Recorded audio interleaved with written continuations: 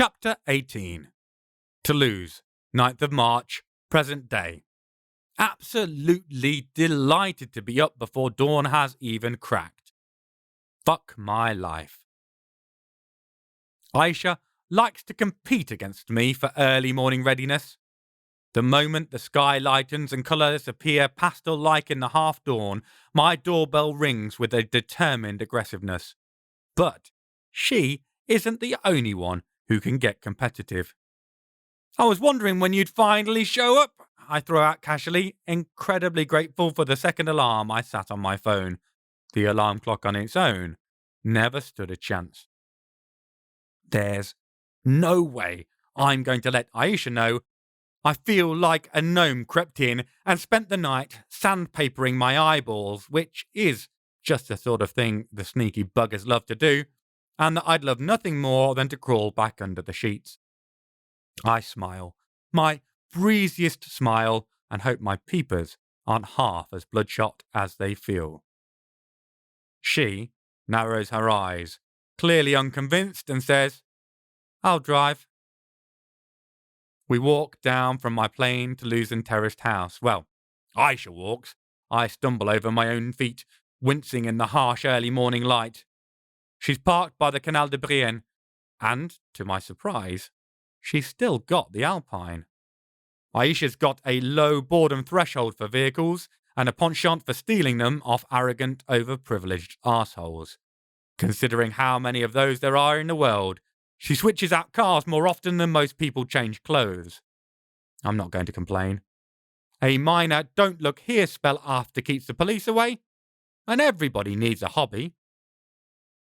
Her casually possessive pat on its hood is the equivalent of a kneeling declaration of undying love. I contemplate casting an illusory scratch down its side just to mess with her, but we don't have time for her to hunt that non-existent someone down to cause their painful and protracted death, so I resist the urge. I slide into the passenger side. As she turns on the engine, the horn-heavy funk of El Michel's affair gives way to the neck-snapping breakbeat of a collaboration between super producer Inch and local legend Drew's Brigade in the automated mix of early morning radio. Scratched-up service station sunglasses are an essential protection against the increasing early morning glare, and I put mine on as the low angle of the rising sun delivers rays like golden boxing jabs into my fatigued irises. I look at the fuel gauge. "Think we've got enough fuel? We've only got half a tank of gas," I point out. "Half a pack of cigarettes? It's getting less dark and you're wearing sunglasses," Aisha replies, turning the music up and pulling out. I'm going to take the Blues Brothers reference to mean shut up and let me handle the car and our fuel planning idiot. So I settle back to enjoy the music with so much rigorous attention that I feel the need to close my eyes to concentrate fully. I do not, actually, doze off for a few minutes despite the cough-covered bullshit Aisha utters when I inform her of that fact as we approach the outskirts of Muret on the A64 heading southwest. The landscapes starting the blending process, passing from city to country, fields and farms dotted between towns still sufficiently populous and socially mixed to count as suburbs. Signs showing turn-offs for the town fill me with the usual bitter sadness. A shiver of someone walking over my grave runs down my back, except it is me driving past it, the grave of a place where a brilliant dream of equality and moral perfection died to the fire and sword of a jealous world. The last grand stand of the forces supporting the good people against the Albigensian Crusaders. After the Battle of Muret, it was only a matter of time before they put every single one to the fire or sword. Not that I was there. My first death had already come, wrapped up in sin and bloody magic. I try not to take it as an ominous sign, but it's hard not to feel downcast. I do my best to shrug it off and get ready for what lies ahead.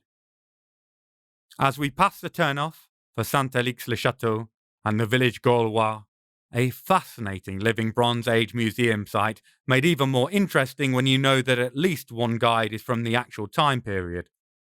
The radio signal becomes increasingly choppy, the static making it not listenable. Aisha inserts the CD. A mix of Toulousan rap, mainly CMF records, but with some old members of the Kilotone Collective for good measure. It cheers me up immensely. What can I say? I'm a sucker for a banging beat and clever wordplay. The first unreal impressions of mountains appear, ghost-like and gauzed by the sky's greys. They are otherworldly giants, pushing through into our reality, majestic and ethereal. When we stop off for coffee, at some insistence on my part at the aide de coming services, I take a moment to appreciate the beauty surrounding us. Green swathes the nearby hills, attentive trees standing in a pin-cushion covering. From here, the first of the mountains are clearer, close enough that the icing sugar snow dusting over the foliage is distinct from the frosted grass. For a moment, through passing clouds, the more distant mountains become fully present. Then, swirling cloud banks break their clean lines again. Once inside the service station, I order a double espresso from the coffee machine, which I knock back in swift order while getting another one to go. My quick work with the first is because of my wanting to get past the acclimatization required for machine-made coffee and nothing to do with being half asleep at all. Honest governor. Aisha gets back to the car moments after I do and spills her haul across the centre dash. 2 packs of Hollywood gum, 1 mint and 1 strawberry, protrude from underneath a brown grease paper bag of chiquettes, alongside a bag of chocolate madeleines and a bottle of cloudy apple juice. It all seems a little excessive for the hour and a half or so we have left of the trip. Got enough stuff there? I inquire sarcastically. Sure there's enough sugar? Don't want a Pez dispenser just to top out the sucrose delivery system? Aisha doesn't reply, just leaps out of the car and slams the door shut. A couple of minutes later, after disappearing back into the service station, she swings back into the car, popping a tiny Pez brick from a minion's head onto her stuck-out tongue. And you can't have any now either, you rude git, so yeah, she says, then starts up the motor. For a moment, the broken signal of radio FMR reclaims the speakers before the CD spins back up. We're, once more, on our way to Hastang. So you know Luke Arcoyle personally? Aisha drums her fingers in time to the music on the steering wheel as she casually flips off the idiot who tried to speed up when she indicated to pull out, only to find himself outmatched by a freshly fueled Alpine. Know him is a bit of a stretch, but I had an encounter of sorts. You know the general legend. Aisha waggles her hand back and forth. Bits and bobs. Not sure I know everything. He's been in Hastang a long time, at least as long as I've been alive. Back at the end of the 13th century, the local abbot gave the territory to Edward I, King of England, for him to build a fortified town on. Probably intended it as a poisoned chalice. I reckon the abbot knew what lived underneath that particular hill. Luckily for the king, he had a magician in his service. This is a total guess on my part, but I always thought it may have been Merlin himself, back from an extended self-banishment, making a last dalliance with English royalty before fucking off out of the pages of history. Whether it was, he went below the hill, and though he didn't slay Lou, he seemed to either make a deal or weave a successful spell. Lou went into hibernation, waking occasionally, and the town prospered. Only the foolish wandered under the ground through the few openings that existed, and if they were locals, they even occasionally came back out. Strangers, particularly invading Spaniards, funnily enough, went missing. They were greedy treasure hunters, so no one particularly missed them or went looking for them. Plenty of pilgrims passed that way on the Compostela route through the Pyrenees, but aside from a very plausible risk of robbery by bandits manning the river crossings, there were no unusual disappearances, and I paid no real mind to the area or the monster presumably underneath when I was in the vicinity. Aisha pulls out to overtake the lorry in front, despite the earnest efforts of the car behind to speed up hard the moment she indicates. They lean on their horn because they obviously feel the need to underline exactly how much of a prick they are. Luckily for them, we're in such a hurry.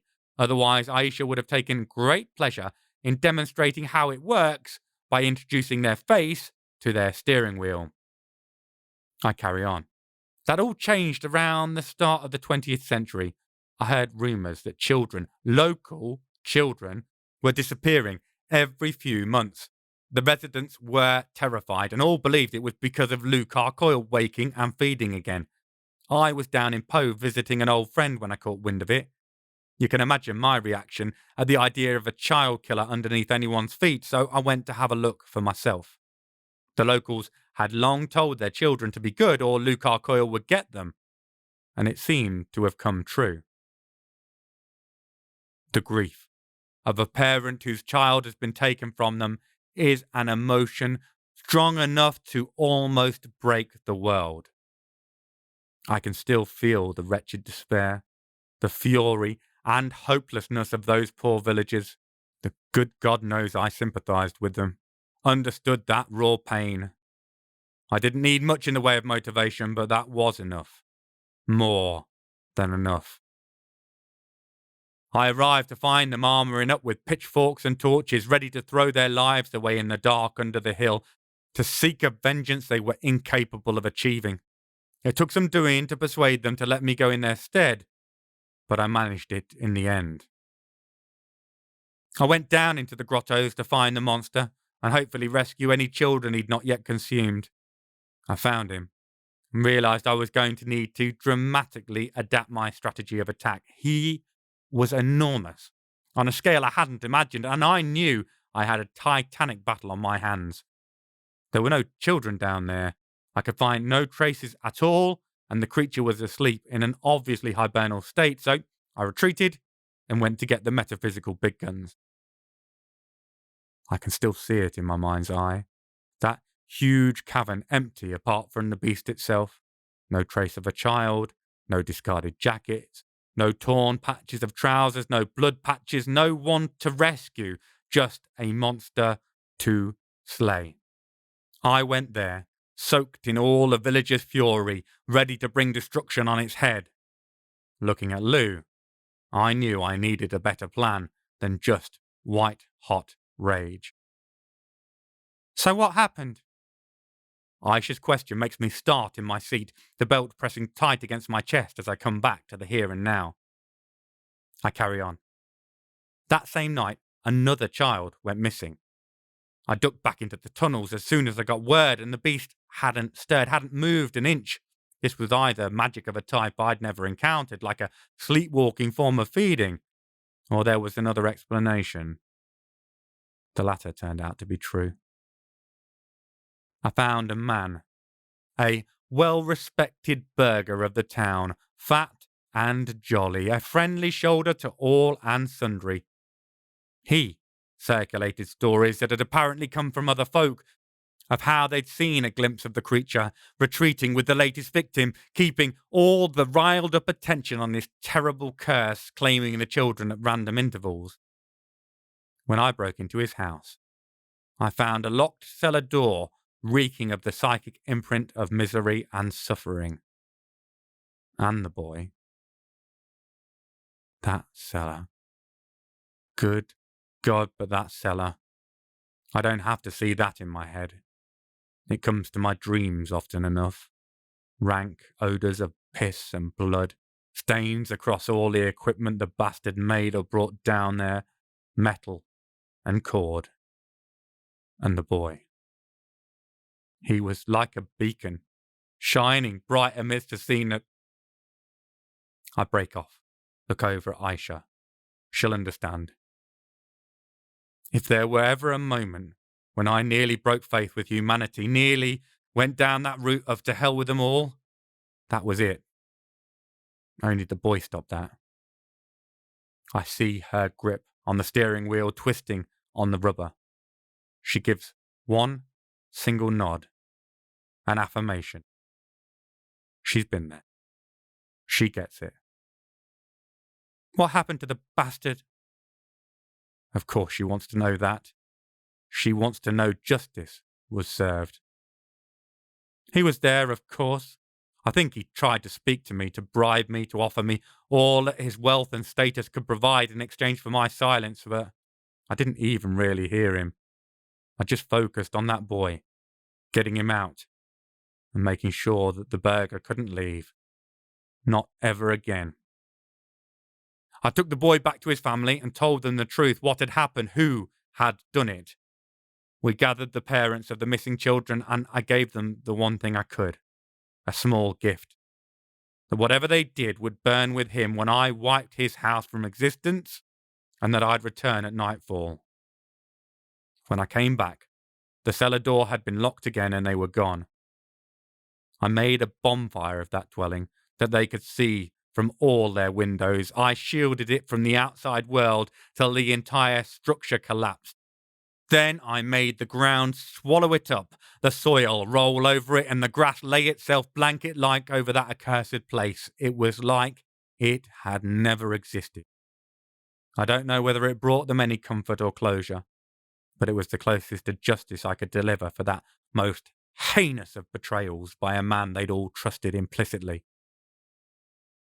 I see, from the set of Aisha's jaw, that she wants to go back there, dig the bastard up and burn him all over again. She dips her head in acknowledgement and says, I forget sometimes that you're not someone to piss off. Thanks, I think, I reply. We sit, for a moment, quietly. I don't know what she's thinking about. All I'm trying to do is not think about it anymore. Of course, that never works, so I carry on with the tale. Anyhow, to answer your original question, I've seen Lucar Coyle, but he's not seen me. There's no surety what his reaction will be, but I certainly wasn't going to take him to war for the crimes of a mortal.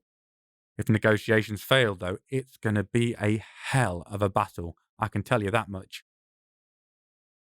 As we pass the exit for Cap Verne, the mountains suddenly spring present and prominent on our left, crystal distinct in contrast to their distant reaches that stay brush strokes of grey on grey.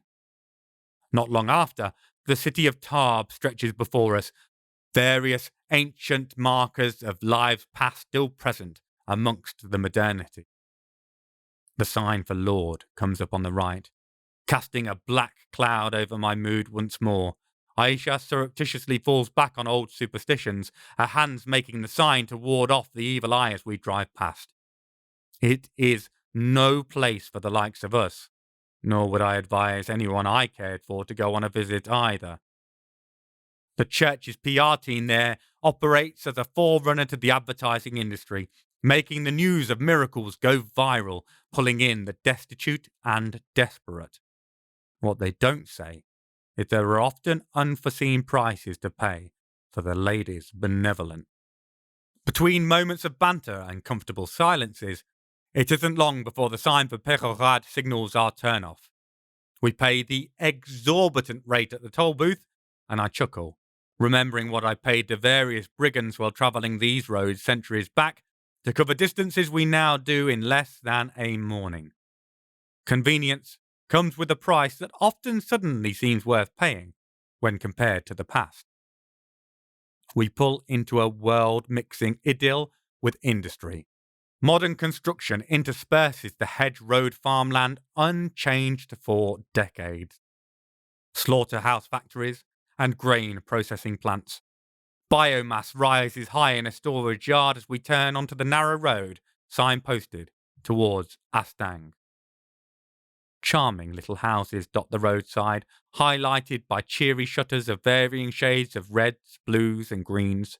Clearly loved and cared for, the monies present to maintain their upkeep are evident. They luxuriate in their spacing, neighbourly, but without being forced cheek to cheek with those nearby. So many other small towns in the south are rich with history and natural beauty, but impoverished in terms of employment options, leaving them with ageing populations and lacking opportunities. This small town feels comfortable and well-to-do, shutters thrown open, new builds appearing where space allows. Cars even line the ancient streets of the Bastide as we pass under what was once the south gate of the fortified town, now a road runs straight through the isolated square tower, modernity playing with wooden train tracks around its exasperated feet. The terrain mounts rapidly as we head up past beautifully preserved houses still looking much as they did when built hundreds of years ago and still lived in. Astang isn't just a museum exhibit you can walk around. It's a living village, wealthy, comfortable, reveling in but more than just its history. I wonder how much of that has been shaped by the creature living in the hill below their feet. Lucar Coyle is a hoarder of treasure. Perhaps the surface's prosperity results from having him slumbering, dreaming of riches, down under the village's foundations. The road opens onto a central square dominated by a church. A castle flanks it, and its reincarnation of the 19th century style wedding venue is implausibly modern beside the church, which carries weighty age without bowing. Whilst it isn't quite as weighted down as it feels close enough for camaraderie, and I can't help patting its walls as we enter. It's a simple building compared to the grandiose standard that dominates its churches throughout the land.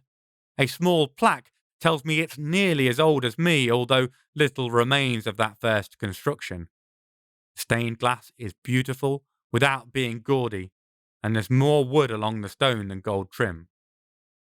A single, flickering candle burns at the feet of a gracefully carved Virgin Mary by the entrance, but a second female figurine draws my eyes. It could be another Virgin Mary, so important within Catholicism, but I prefer to believe it to be that Lady of the Night, Mary Magdalene, who us Cathars believe to have walked the hills of Occitania in the company of Lazarus.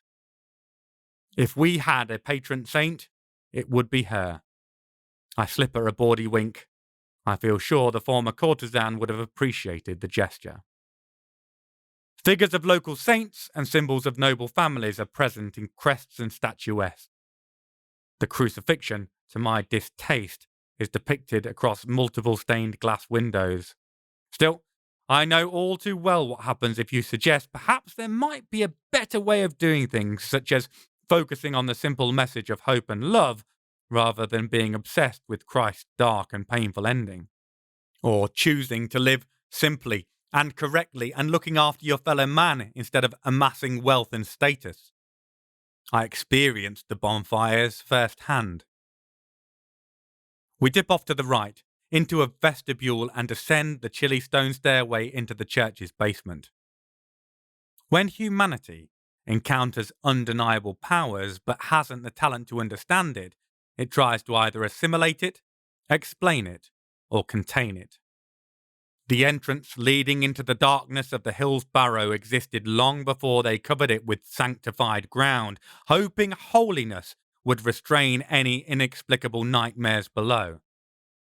To our considerable relief, we find our way into the cellar without bumping into the priest. I pull aside a wine rack stacked with sacraments to reveal what looks like a solid earth wall to most. For us, it glows with the energy of the locks and chains I covered it in when I was last here.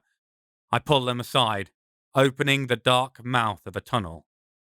Musty odours of natural decay and clay-rich loam reach out to welcome us as we stride into the entrance of Lou's home.